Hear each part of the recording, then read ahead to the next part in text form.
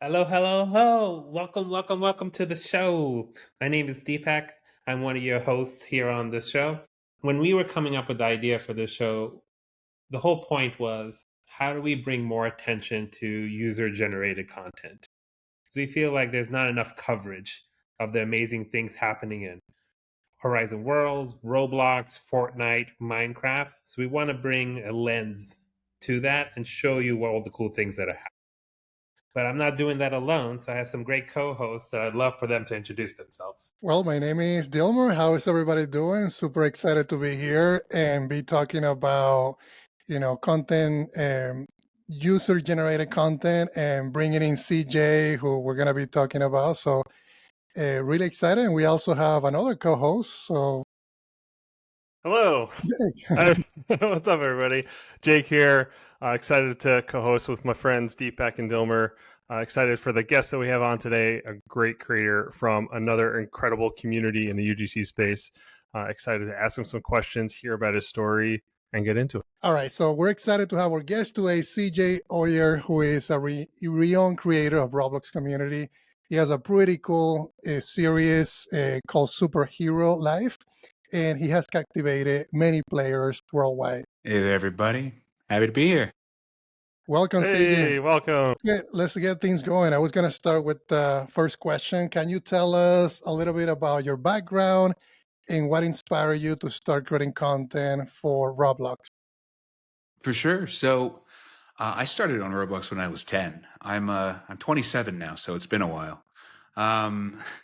With the thing is, when you're a kid, you have all these big ideas, all these dreams, but not exactly a huge budget. I had a lot more things I wanted to build with Legos than Legos available. And so one day, my dad came down and said, "Hey, we have virtual Legos. It's called Roblox." And little did I know I was falling for his trap to become a software engineer. But that. But I guess it was inevitable. There's video of me on a computer from like age 1, so I was always going to be doing something cool on a computer. And yeah, but Dad introduced me to it, and I made. I know I made like a little house with a tree growing out of it, but I forgot to anchor it, which on Roblox, everything's assumed to be a physics object until specified as otherwise. And so by not anchoring it, the entire house literally fell apart in front of me. And so, of course, I swore this platform's stupid. I'm never playing this again. What the heck? Probably some 10-year-old curse words. But once I calmed down, once I locked in and I tried again and kept on trying. Here I am 17 years later, still doing the exact same thing. That's awesome. Well, that's pretty exciting. I think I relate to that a lot when working in Unity and then not really understanding the workflow. You just want to create something because you're creative, but then when you start using the tools, you started realizing, oh yeah, there's complexities, right, in these tools, and it takes time. But at the beginning, you just want things to work like they work in real life, like Legos. So I really relate. So how, like, you created that experience, it didn't work. Like, what was the next experience that you would say you created after that taught you not to like look at the physics and those components that you didn't know at the beginning, but then you learn after? Yeah, so I'd say from that point on, since I started Roblox, I've made over 100 games easily. And the first few were very much, I guess what you'd call on Roblox as showcase games.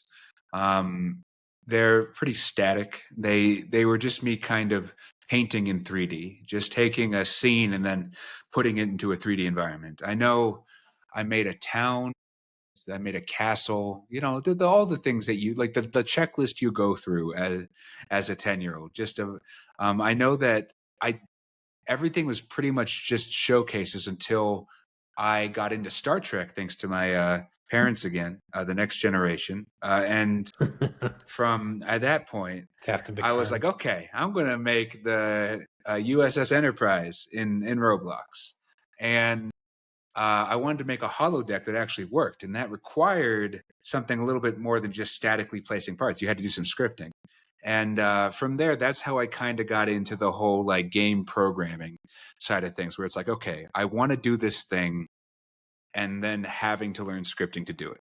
Like, and yeah, so, but before I knew it, I had a little Star Trek game that I enjoyed. Nobody really played it for the most part, but there were a few friends of mine that I made online who, like, had a little Star Trek group there. It was fun. And I was basically the lead engineer. Just if they wanted something, I would make it. And yeah, that's how things went for a bit. As I got better at programming, I started trying out new ideas until I eventually landed in what would come to be my most, successful niche, which would be superhero role play games.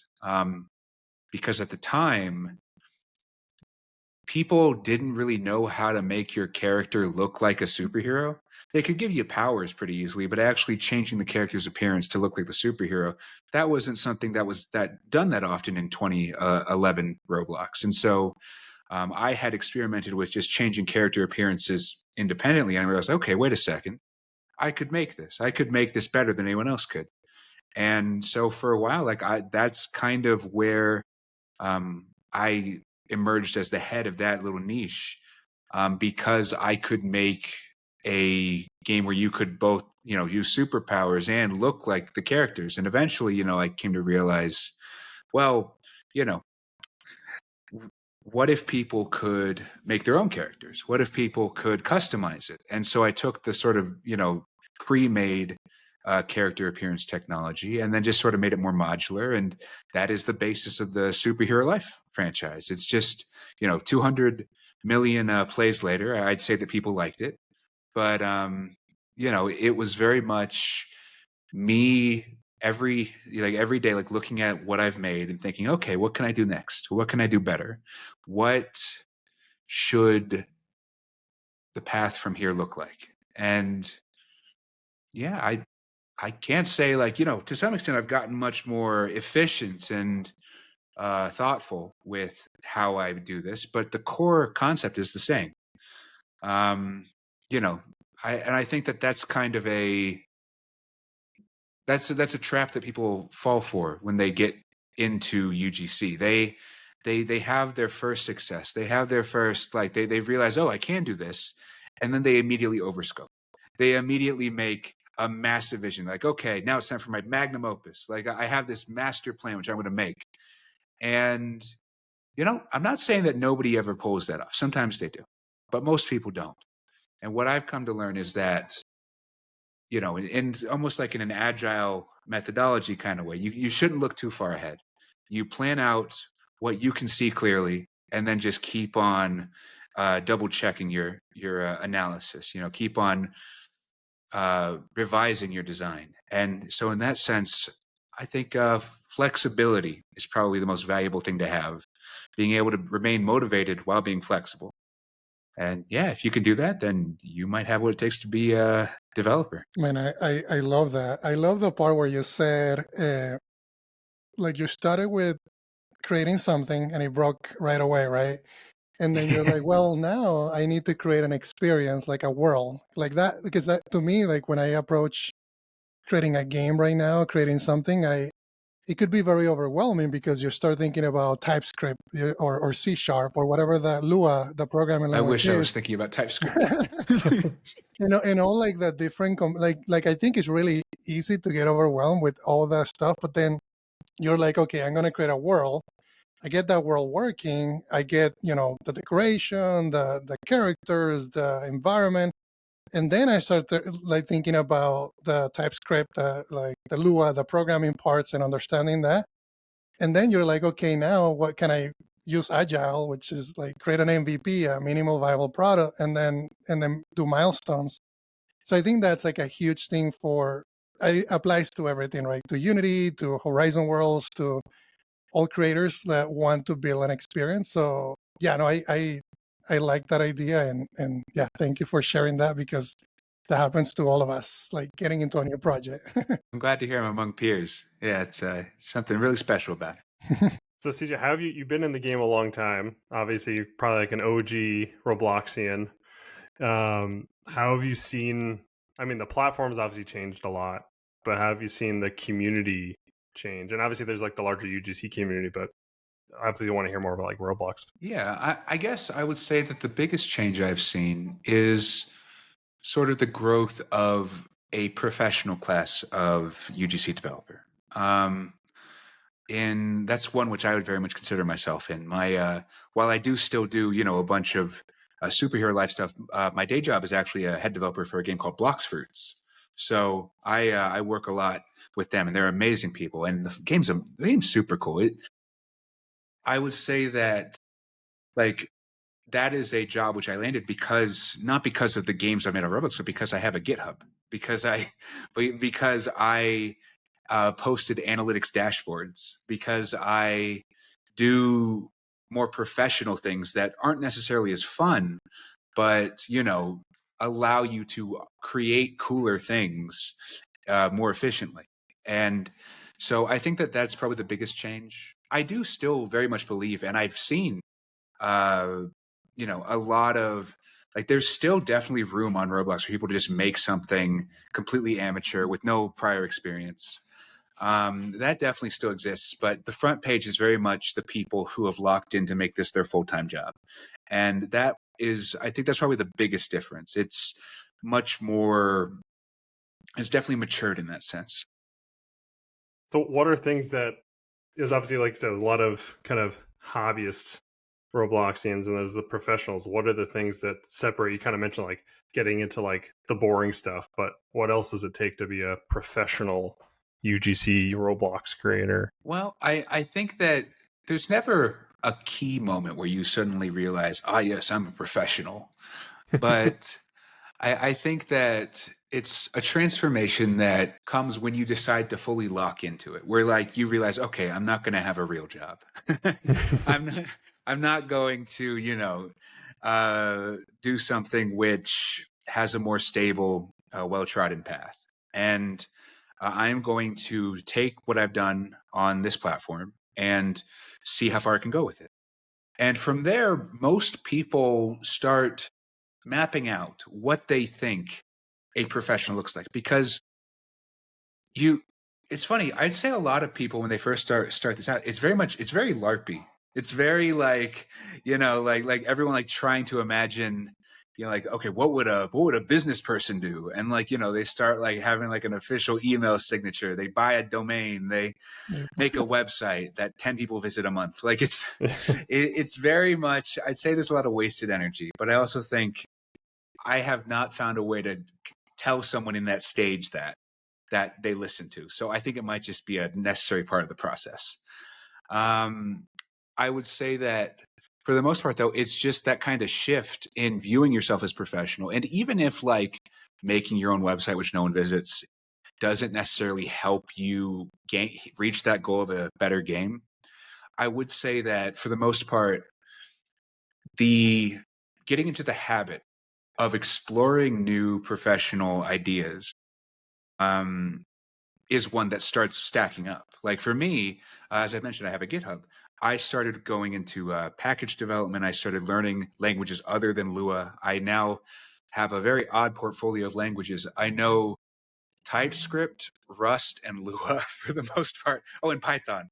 And so it's very much you can tell from that set of languages, I got into this from almost a data science analytics angle. This is or tool chain management. That's you'd think for a game developer, I would know more C++ and C#. I know a bit of C#. I barely know any C++. And that's because while I did explore other game engines when I was a game design major in college, for the most part, I like creating stuff. I like creating games, but I just also like creating stuff. To me, there's actually a friend of mine, Ryan. He was telling me recently about what's that Starship Troopers inspired game that went crazy earlier this year? What was it? Helldivers. That was it. Okay, had to open up the DM.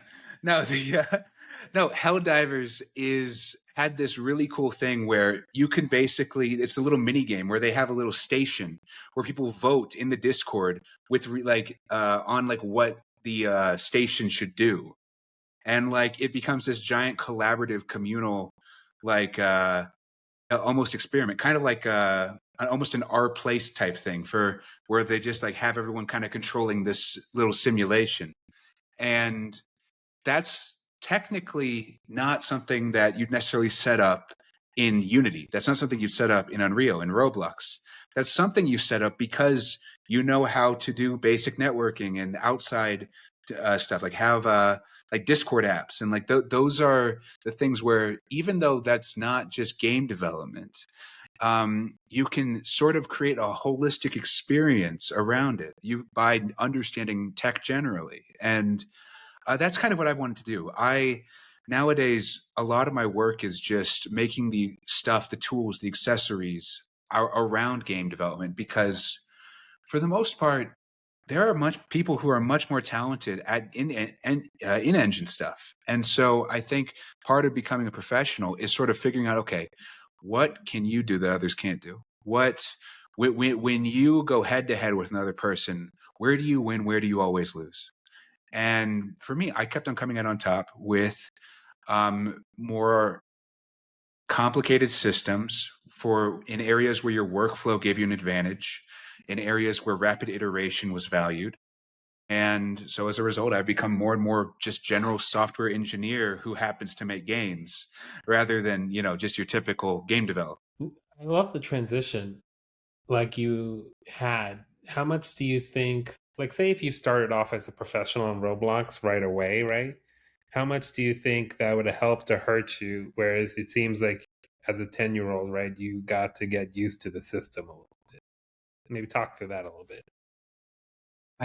It's very interesting. It's a very interesting question, because I actually have a lot of experience working with both types. I have a lot of colleagues who grew up on the platform besides me, and then a lot of people from other industries who enter it now that there's money there. And I would say that honestly, these are two people who should work together, because most outside people, their instincts around what would make a good Roblox game are just they're skewed, in the same way that you could imagine seeing a filmmaker try to make a YouTube channel, or a YouTuber trying to make a film. It's like, yeah, this is similar media, but like very different problems, very different audiences. And so all the people I see coming from a wider industry, usually they care way too much about polish. Usually they have like very professional, clean looking games that have like 20 concurrents. And also like they spend too much because they're used to games having much higher revenues. Roblox UGC development, it's scrappy. For the most part, you have to keep things very lean, very efficient. You got to really engage with open source tooling, and really try to get as much as you can out of as little as possible. And as a result, like when that transition happens, usually it's a stumbling block for people coming from the outside. Now, on the flip side, the people who grow up in the platform, they are some of the least focused people I've ever met. And I'm saying this with love, and as one of them myself, they will just jump to 20 different side projects. They are doing it for passion. They are craftsmen, first and foremost. They do it for love of the craft. And that means they won't always hit their deadlines. That means they'll overscope. That means they can be really frustrating to talk with, because they have a very clear vision of what they want to make, and they will happily work 80 hours a week to make it possible. But sometimes, that doesn't work out. Sometimes the scope just gets too big, and then they burn out and it doesn't release. And so what these two people need to do is they need to work together. They need to have a person who's good at burn down charts, who's good at being organized, who's good at keeping the scope in mind, who's good at telling them no. And then the other person who grew up on the platform, who knows what the user's like, who has that intuitive sense around it, to say, okay, we're going in this direction.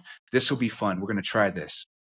And yeah, I'd say that for the most part, I wouldn't say I necessarily am unique, but I am on the rarer side of things, that I have made a partial transition between the two groups. I would say that I've taken a lot more professional software engineers things, but even then, like, I kind of exist in a half state between, where most game developers on Roblox probably have a better feel for what the audience loves than I do, but also have less instincts around actual workflows and tool chain management and stuff like that.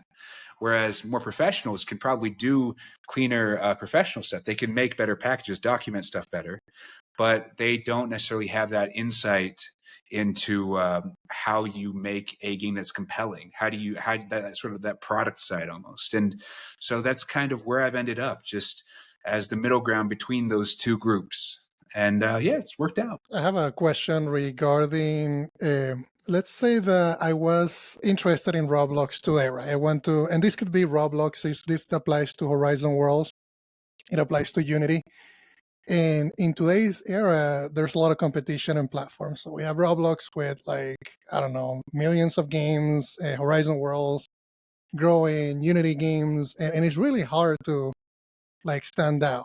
And a lot of these people, like us, like developers, engineers, professionals, we don't really like to talk too much about things because we think people are going to copy it or they're going to steal our idea. So what I'm getting to is, how do you, like, you as a Roblox creator, what do you suggest developers that jump into Horizon Worlds or Roblox or Unity do to market their game? Like, how do you use Discord? Do you use X? Like, how does that process, and how did that work for you? Like, how did people get to know CJ, the CJ that was just playing around with, like, blocks and things falling apart, to the CJ now that has a huge community? So how does that process work for somebody starting, and then how does it work for you today? Yeah. So I would say that it's something that I've seen a lot of, which I think is funny, because I see it a lot more from people who are more like still trying to find their footing in these kind of communities. But, like, okay, let me just I'm gonna show by example. Here are the best ideas I've ever had that I have not made into a game. Here are my game ideas. Now I'm going to release them to the world. Let's see if I'm still successful in a year. See if people have taken my ideas and now I'm penniless on the streets.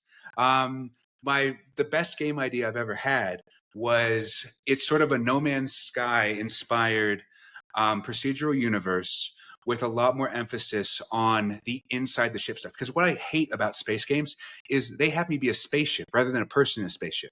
It's all about moving around, creating your own custom spaceship, and going through a procedural galaxy. Now, I think for the most part, like, that's not anything too crazy. That's a pretty standard design, but I think it has a lot of flexibility. I think it has a lot you can do with it. And I made a basic tech demo, but I never finished.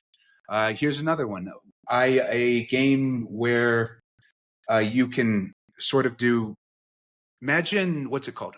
City Skylines, except it's all about infrastructure, and it's all about, and it's sort of like an online, almost like a MOBA, like just like kind of like where you're just trying to compete against these other people in real time to create these different grids. When someone else goes out of business, you get to buy up their old train tracks. You get to add it to your grid.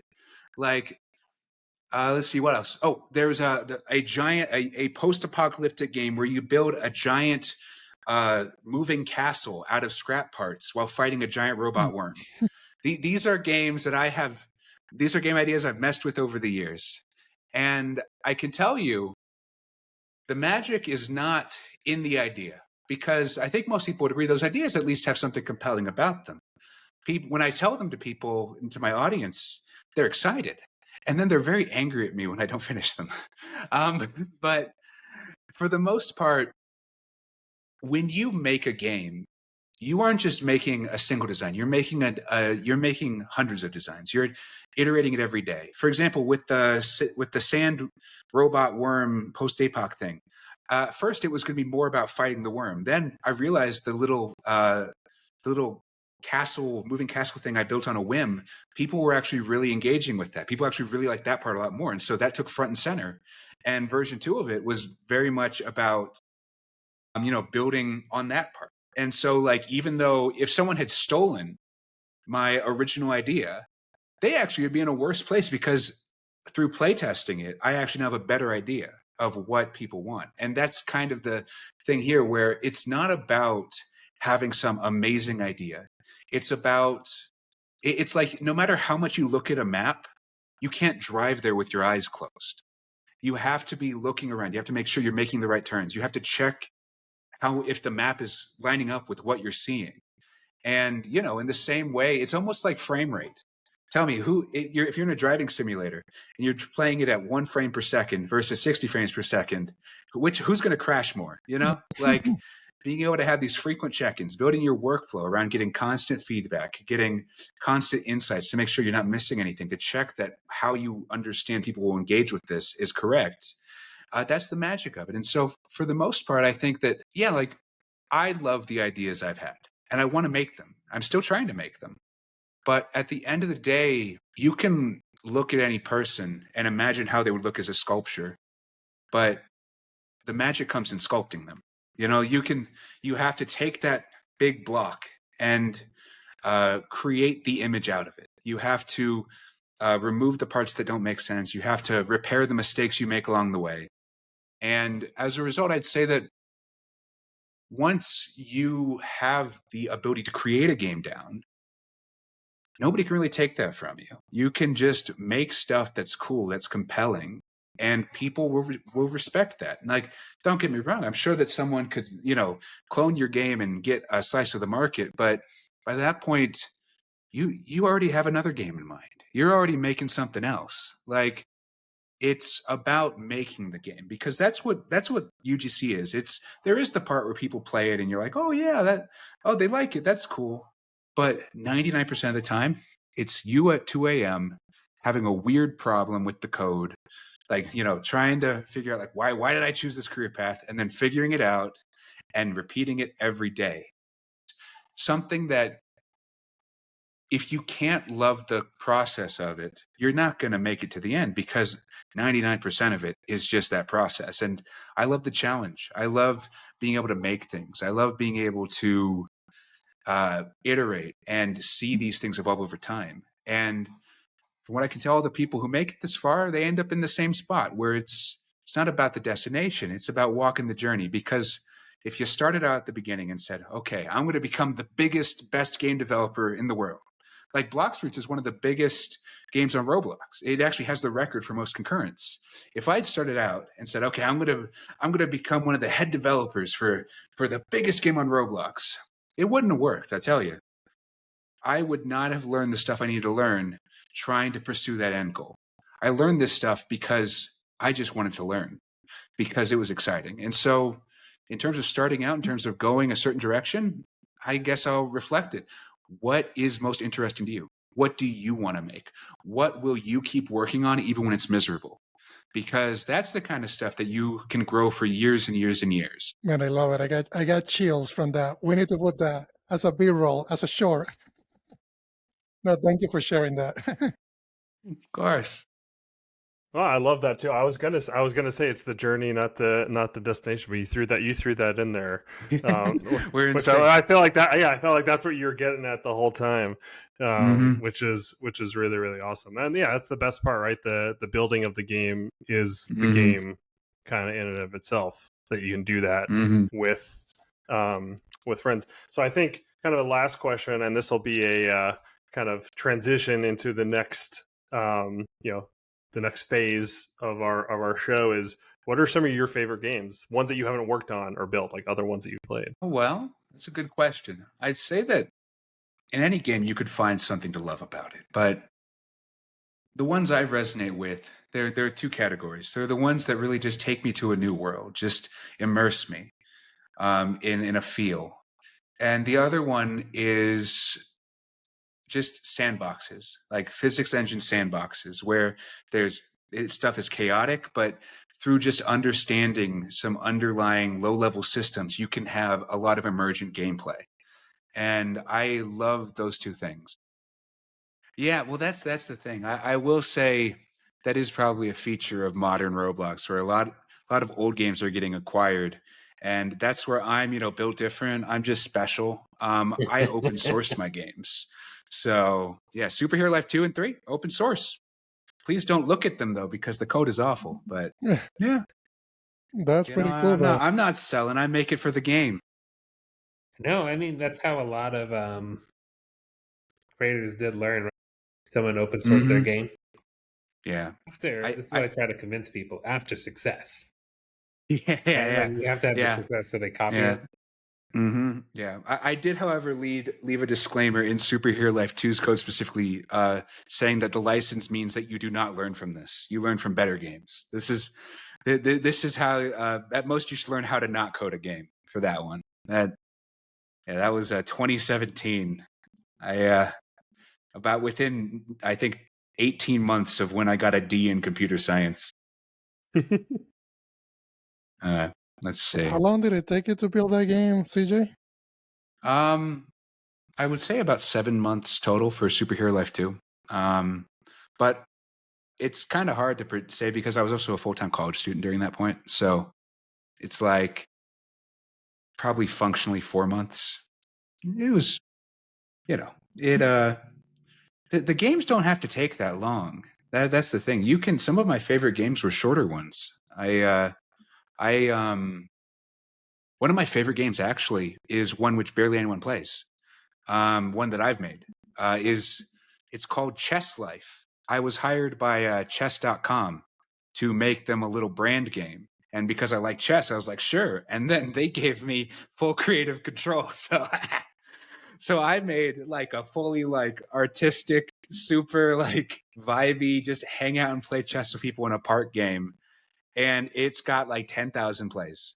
It failed in a bunch of different KPIs, but it is one of my favorite places to go to. I am so glad they made it. Please go play chess.com so they get some of that investment back. Like I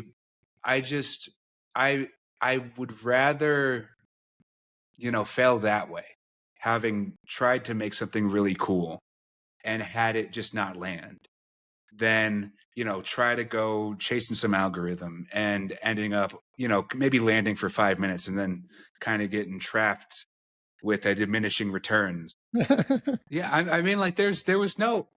I think that the chess one was extra weird because, if I remember correctly, I think they literally just emailed me and I think Quinty. I think they emailed a few developers, and I think Quinty got busy with another project, so it just kind of fell to me because I made a little demo for him, like what I had in mind, and they liked it, and so I don't know. I can go into a lot of it is just public. There's a mix. I would say whenever I get a job, it's either because I had a friend who worked there who that kind of network who's like, okay, I know a guy who I trust who can do this. Or it's from like my public presentation of cool stuff. For example, my Blocks Fruits head developer position, that came because I just posted a bunch of cool gameplay demos of projects I was working on Twitter. And they're like, this guy seems smart. Let's hire him. I just know the history, right? In the beginning, Roblox used to do them. Engineering team. Then it went to me, and I would work with creators in the community, and we would do a full-on event production. So all the events and those brand partnerships went through the company. My favorite one, me and CJ, I don't know if you remember this, CJ, was because this is why we made the independent game. There was a contract out for a Terminator type game. We'll say that. Yeah. For a Terminator game. Which happens. It fell through at the last second. Me and CJ loved the idea so much. We went independent, created the game, and failed. Yeah. It's one of the most beautiful games I've made, for sure. Like that's thanks to Ryan. Ryan, the guy I talked about earlier, he was the artist for that game. I don't know if you remember him. He was the guy who made all those cool character models. Yeah. Honestly, I prefer some of our character models over the Terminator ones. So might have worked out. But yeah, that game is the game which taught me about playtesting the user experience, not just the technical thing, because there were a lot of problems with the design, which I could have caught if I hadn't made a 100-page design document and then stuck to it like it was the Bible. Like it was a lesson in how you can't just design these outright. It is something you have to iterate on. You have to be listening. You can't just have a great idea, which it's gotta keep your eyes on the road, as it were. I think the definite boom was COVID. Like that was basically everyone was inside all day, and there was all those those metaverse buzzword tech articles, and Roblox was really positioning itself to benefit from that. So most of the outside investments I started seeing around early 2020. That's when I started seeing a lot of people enter. I would say there was a lot of those initiatives kind of crashed and burned because of the reasons I mentioned before, just not really knowing how to make a successful Roblox game. But the ones that survived, I would say they've kind of solidified themselves. I haven't seen an outside studio go under since 23, 24. It's been a year or two since I've seen any major crashes. So I think you've seen kind of a rise of the ones that survived have now just started buying up games. So I think they've kind of started consolidating the market in that sense, which is probably a more sound investment strategy, but I don't know how much that actually improves the games. I was actually offered like $150,000 to sell Superhero Life 2, the game I just released for free. And I was offered a bunch of times. So that was the big fun number. And it's just, you only got one life. You only have so many hours to make these things. And, I think if I was in a different financial state, maybe it'd be more tempting. Like, I don't judge anyone who took that deal. But I know that when they took it, they gave up a lot. And I had the opportunity to keep the game on the terms I wanted to. And I've always been a bit stingy when it comes to monetization. I don't like monetizing that much. I like doing the bare minimum, because a lot of us, we start out making these games for the applause almost. Like, we make it and people play it and they're like, wow, this is amazing. And then you're like, well, wow, I didn't know other people liked it. That's cool. And then I'll tell you this much: people don't applaud when you make a new battle pass, when you make a new, add a new currency to the game. No, I think that as a result, a lot of developers who are homegrown on the platform, unless they're going through that I want to be a real game dev professional phase where they make their own website, no one visits it. Like, unless they're in that phase, most of them kind of end up in about the same spot where they just want to make a cool game. And, that it's I think that there's always the opportunity to look back and say, maybe I could have done differently. I know back in 2022, I had a bunch of medical bills from an unexpected surgery, and I was like looking at them piling up, and I was just like, maybe I should have sold it. But like, at the end of the day, though, I was able to pull through that. Honestly, I think open sourcing it is the happiest ending I could have imagined for that game. That was me putting so much love into that game, and then seeing other people get inspired by it. People made fan art. People made copies of the game from scratch. Like, they just loved the game so much, they would just make their own remastered versions, because I never updated it. And to be able to finally just like, okay, I made this game. Y'all kept it alive. Now it's yours. I think that is the happiest trajectory you could have for that kind of game. I would say that, I don't know, can y'all see it from my camera? But I have a piano right there. And that's because for years, the one part of game development which I just could not do was music. And it didn't make sense. I tried a bunch of times to make it, because I thought like, oh, I have to keep on hiring this. I would love to do it in-house. And it wasn't until about a few months ago, I was just sitting in a bar with some friends, and some person I met earlier that day sat down and explained to me the notation for music on a napkin. And I said, okay, wait, I get it now.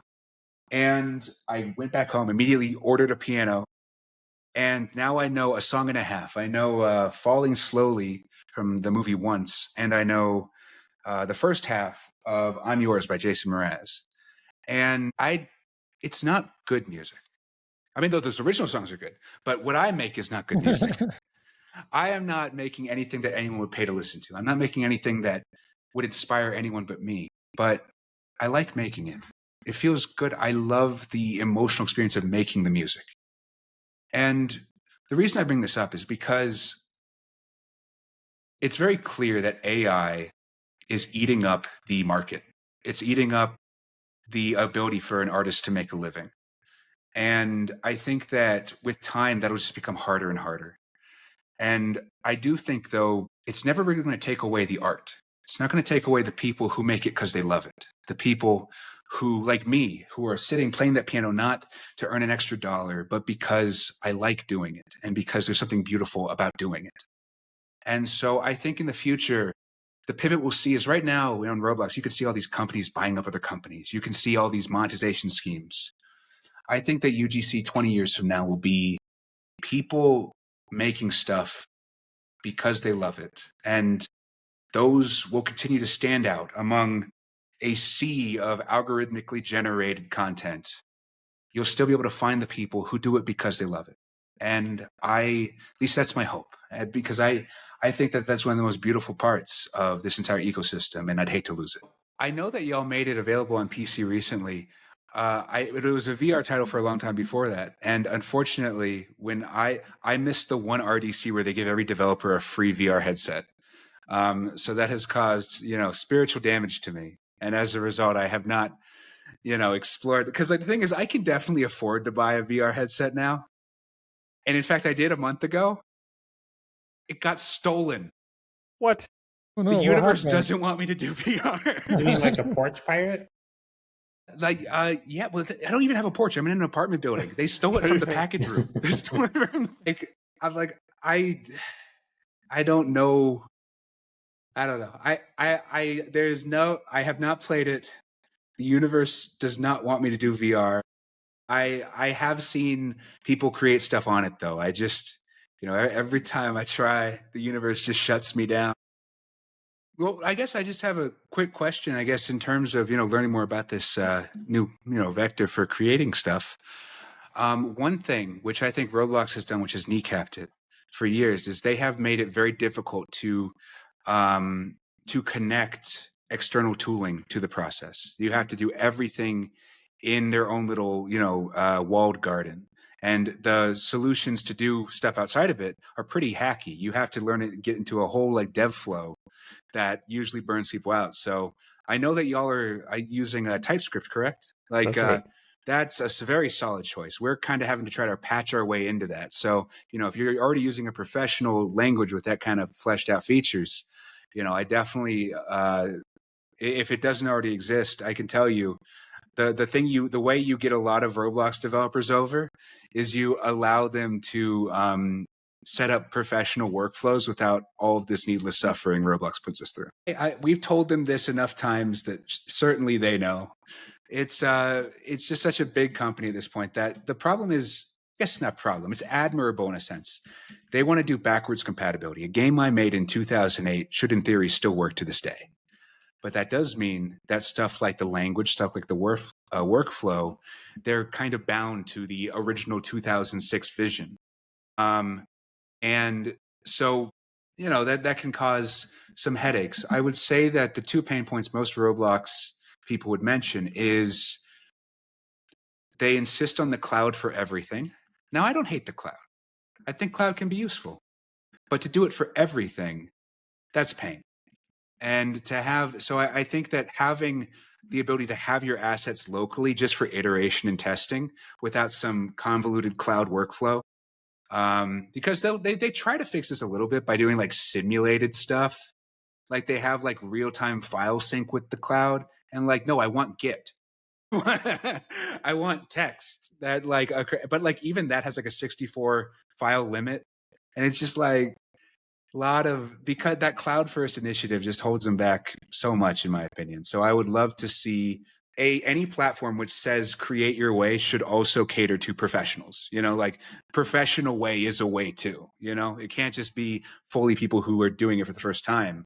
You want to also be able to cater for when they've learned from that and done other things, and want to build stuff with more precision and quality. And so that's what I would say is the current thing holding back Roblox that I think y'all would have the opportunity to really build on. So I would love to I would love to see that part of the ecosystem grow. Every Roblox developer has a worry in the back of their head that Roblox is going to go down one day or like disappear or do something, and then they'll be out of a job. So like most Roblox developers want to be multi-platform.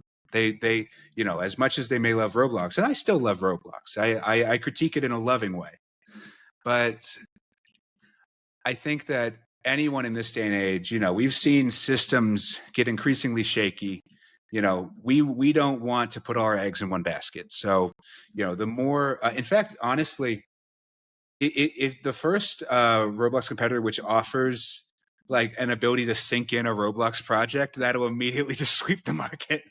Like just to allow people to publish to multiple platforms at once. Like that's the dream. That's what every Roblox developer dreams of. Yeah, so there's an RBXL file format, which is the open source community around Roblox has developed tools to parse that into text files. It's a bit janky, but it's doable. And that's what honestly a lot of my workflow is just like putting together all the pieces to allow my team to, you know, level up and get all the professional tooling, which Roblox doesn't allow natively. So, you know, there's a whole field of developers just trying to get out of that walled garden, like carve pathways out of it. People crave portrait mode gaming. It's just very rarely catered to.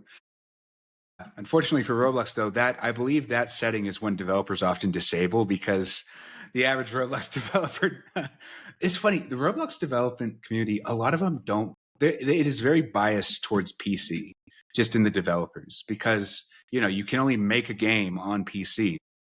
You know, if you want some really good feeling UX for these other platforms, honestly, the takeaway I have is you should allow people to make these things on other platforms. You got to have Horizon Worlds on mobile for to create, not just to play. And I think that once you have that kind of stuff, then you start seeing developers kind of emerge from a mobile first UX design or VR first. Because I can tell you, Roblox, you can only make it on PC, and most games work best on PC as a result. You really think people would develop though? I think that people would start out. I think that inevitably professionals would move more towards PC, but there's a big difference between someone who, the problem is right now, the people who become Roblox developers are people who are PC players first. Like I'd say for the most part, a lot of the people, like to make something on Roblox, you have to have a PC. Like by making stuff in like Horizon Worlds on your phone, you would have an audience of people who might not have a PC right now for more professional flows, but like you can get them excited about creating stuff. You can have them create basic stuff that gets them into the mindset of like, okay, wait, I can make cool things here. And right now, it's just the people who are mobile gaming first. They just don't get sampled that much for the typical developer pipeline. And, you know, I think that there's definitely opportunities. It's like a lot of TikTok artists will just draw on their tablets these days. Like so there definitely are a lot of creative people who just have, you know, touch screens. Just got to find a way to allow them to make 3D stuff. The way I see AI augmenting most developers' flow is kind of like, you know how we talked about earlier, how like the making the music because you love it kind of thing. Like, I think that to get someone really into the creative mindset, it'll be for those things that they make, even if they aren't as good as the other stuff. And for what it's worth, I do think having like I see asset packs and AI kind of like that, like asset packs will be taken out by AI. That's the way I see things going, where for the most part, the background stuff that you didn't really care about, which no one's going to really applaud for, like that's the stuff where like you now have an asset pack that perfectly fits your game.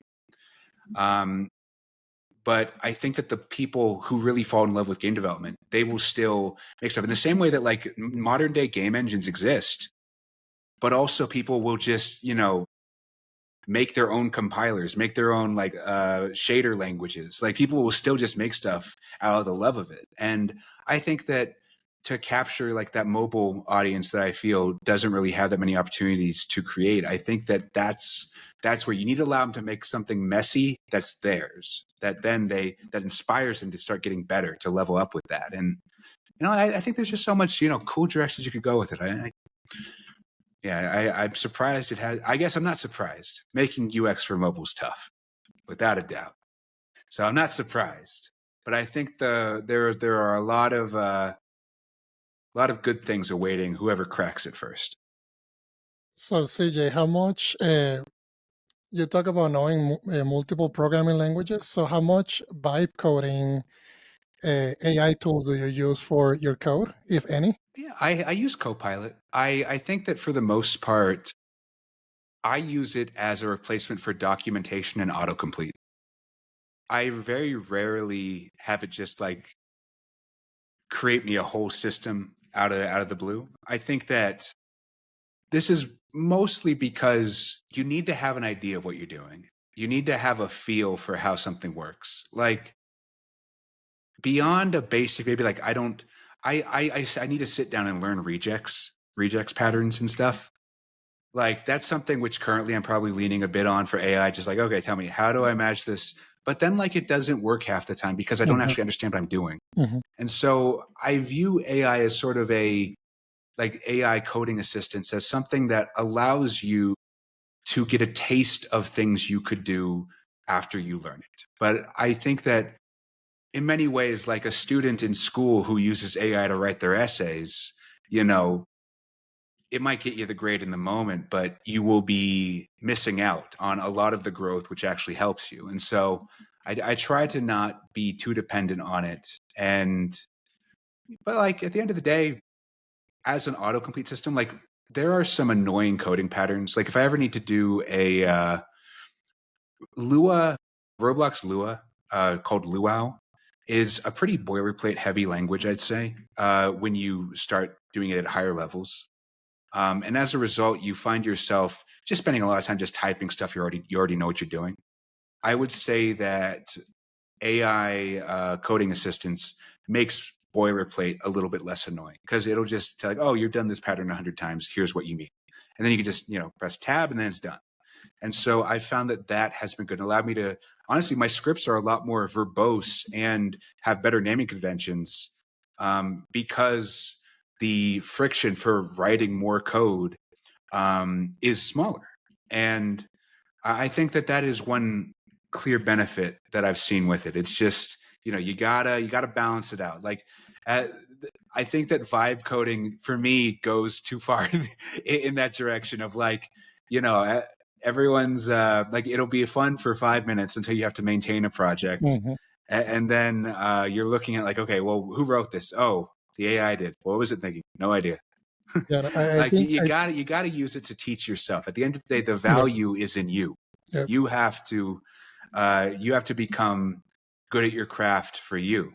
And I think anyone who vibe codes, it's kind of like this stuff I talked about earlier. My ideas for games, those are easy. You could take any idea I pitched, ask an LLM to generate random ideas, and get something that's about as good. Because it's not like there's not too much depth in make me an app that does this. And so I feel that a vibe coder will be the most vulnerable to being replaced by an AI. Like, it's an easy it is a tool which, if you allow it to do everything, will surpass you very quickly. And so I hope that my hope is that when people use these tools, they're using it to help themselves grow first and foremost. No, I completely agree. I see that, especially you coming from a software engineer perspective. I was an engineer and I started coding before all of these tools were available. But I see a big problem right now with, I mean, this is probably outside of this topic from today, but like a big problem with kids like trying to get into school and university and just trying to rely on AI to do their projects, but then going to the real field and not being able to understand how a system works, how that backend communicates with the front end. Yeah, everything like the AI will build it, but do you understand what it's doing? Can you scale it? Can you, like you said, maintain it? So I use it as kind of like as a reference point. If there's things that I don't remember, that I want to make sure that maybe there's better ways to do what I did. So it's like, can you optimize this? Can you find are there better patterns? And then you can kind of look at those examples, and then you can grab what you think would best fit your project, but not take everything from like that is giving you and not even understanding it, because that to me will put people in a lot of problems. Yeah, it kind of reminds me a bit of like what Stack Overflow used to be to a more extreme extent, where like someone who knows the language versus someone who just like copies full things from open source projects or Stack Overflow threads. Like one of them is more prepared for their job than the other, and yeah, it's just knowledge for the sake of knowledge.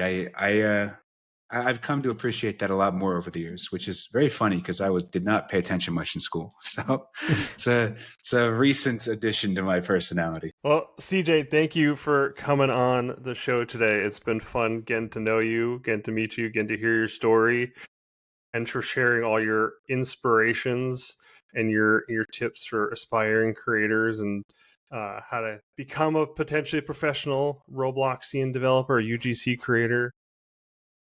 It was fun, and we got to play some games with you too, so that was a lot of fun as well. Even though I wasn't really playing, I was mostly dying by shark most of the times. But it was still a great time. Thanks for coming on. Thanks for being our second guest on the show, for helping us figure this thing out, this grand experiment that we're doing. It's great. It's been an honor to have you. Yeah, no, I thank you all for having me. This was really fun. CJ, don't be a stranger. Thank you, CJ. Of course. Yeah. Thanks everybody for tuning in to this episode. We'll see you on the next one. Be sure to like and subscribe to get notified when we put up future episodes. We'll see you on the next one. All right. Peace. Take care, y'all. Later.